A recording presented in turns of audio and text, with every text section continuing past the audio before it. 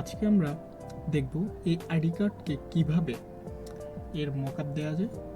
এখন প্রথমত আপনারা যে কোনো ভাবে আপনাদের আইডি কার্ডটি ডিজাইন করে নিতে পারেন। যেহেতু আমি আমার আইডি কার্ডটা ডিজাইন আগে থেকেই করে রেখেছিলাম, সেজন্য আমি ইমেজটাকে নিচ্ছি।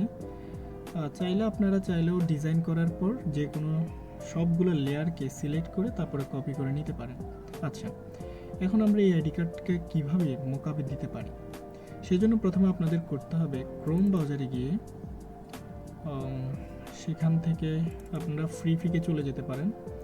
যেমন আমার এখানে আছে ফ্রি ফিক, এই ওয়েবসাইটে যাবেন। এটা আপনারা সাধারণত ইউআরএল বারের মধ্যে সার্চ করলেই পেয়ে যাবেন। এখান থেকে আপনারা আইডি কার্ড মোকআপ যদি সার্চ করে থাকেন তাহলে আপনারা সাধারণত পিএসডি ফাইলগুলো পেয়ে যাবেন। মনে রাখবেন, পিএসডি ফাইল ছাড়া মোকআপটা করা যাবে না, সেজন্য আমাদের করে নিতে হবে পিএসডি ফাইল আকারে। আমি আগে থেকেই ডাউনলোড করে রেখেছিলাম, যেমন এই যে এটা হচ্ছে আমার পিএসডি ফাইল আকারে, এটা ডাউনলোড করে রেখেছিলাম। এটা আমি ফটোশপে ওপেন করে নিব। এই যে আমার মোকআপ ফাইলটি এখানে চলে এসেছে। এখন আমি চাইলে আমার এই আইডি কার্ডকে আমি এই জায়গায় রিপ্লেস করতে পারি। দেখুন, এখানে সকল লেয়ারের মধ্যে এই লেয়ারটি কিন্তু স্মার্ট অবজেক্টে লেয়ার হিসেবে অলরেডি করা আছে। আপনারা কি করবেন, এই যে আমি যেখানে মাউস পয়েন্টারটা রেখেছি সেখানে ডাবল ক্লিক করবেন। দেখুন, আইডি কার্ডটি চলে এসেছে।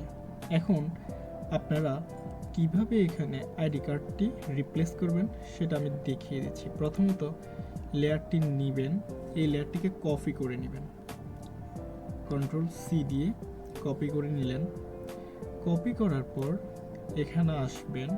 তারপরে আপনারা চাইলে এটাকে অফ করে দিতে পারেন এবং এটাকেও অফ করে দিতে পারেন।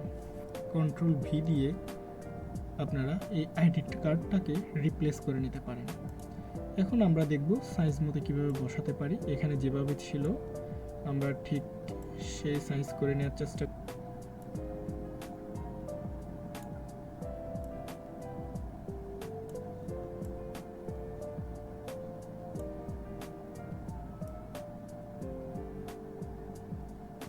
যেভাবে ছিল সেভাবে আমরা রিপ্লেস করে নিব।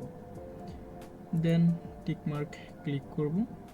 এবার আমরা কন্ট্রোল এস দিয়ে সেভ করে নিব। এবার আমরা সে আগের আইডি কার্ডের ওইখানে গিয়ে দেখব খুব সুন্দরভাবে আমাদের লেয়ারটি কিন্তু এখানে রিপ্লেস হয়ে গিয়েছে। প্রথমে আমরা সেটা এখান থেকে কপি করে নিলাম, এই লেয়ারটি কপি করে নিলাম। তারপর আমরা কিভাবে এটা যেভাবে যে আকারে সাইজ করা ছিল আমরা জাস্ট ওইভাবে আইডি কার্ডটাকে এখানে রিপ্লেস করে জাস্ট কন্ট্রোল ভি পেস্ট করে দেওয়ার পর এখানে চলে এসছে।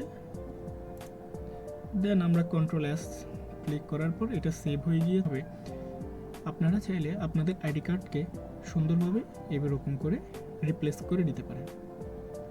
ওকে গাইস, আজকে এতটুকু।